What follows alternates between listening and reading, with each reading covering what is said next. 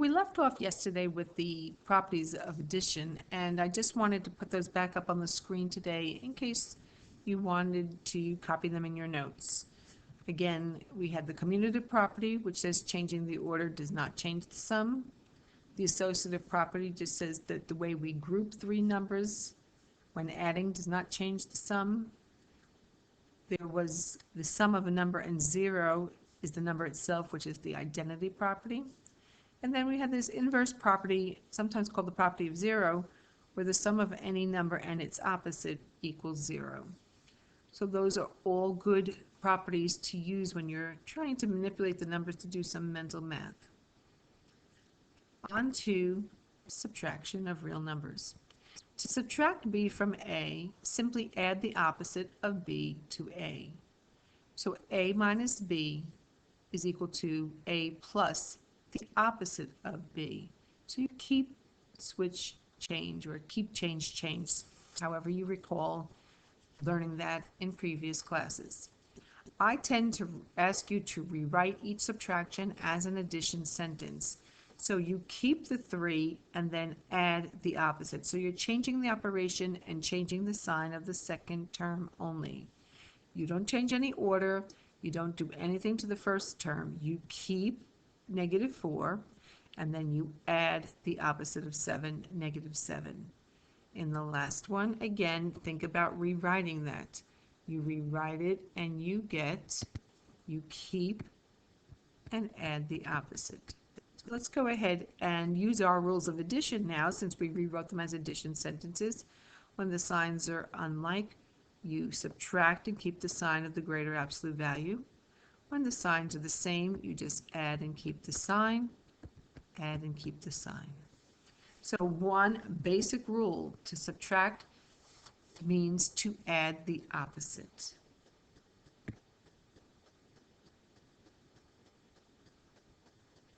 What happens when there's more than one subtraction? We're going to still use that rule, add the opposite, and rewrite them as additions. Now, students approach this in two ways. Sometimes they will do it in 2 steps, or 1 step at a time, or they rewrite the entire thing. I'm going to just show you one way first, and then we'll talk about the other that maybe you might want to use. So I'm going to start with keep and add the opposite. I've got 3 plus 4. I'm going to keep the 4 and add the opposite of 2, which gives me -2. I'm going to keep. And I don't add the opposite because that's addition, so you want to watch your signs. So operation signs, there was a subtraction here and a subtraction there. Those are the only ones that require change.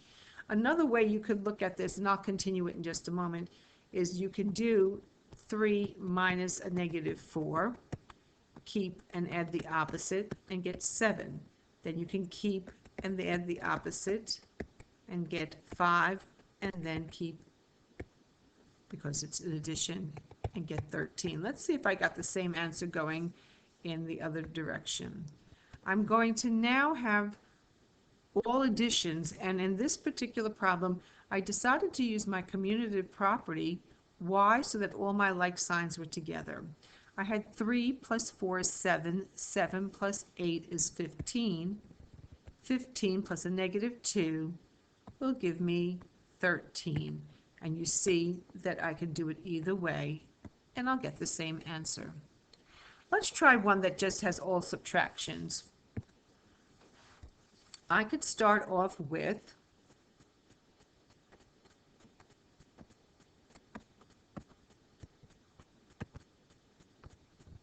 okay, so I'm going to start by saying let's keep and add the opposite.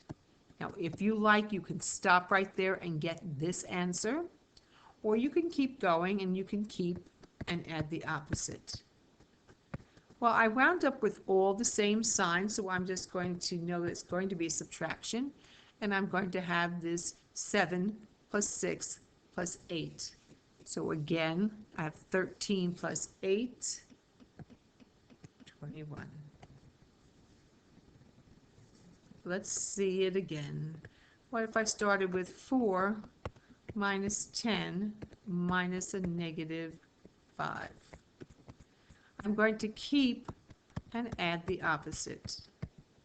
If you like, you can stop and get that answer, or you can continue to keep and add the opposite. I could work left to right, or I could use my commutative property and move the same signs next to each other. And when I do that, it makes it easier to watch my signs. I'll have 9 plus a negative 10 will give me a negative 1. Now again, if you've learned something slightly different and it works, go ahead and use it.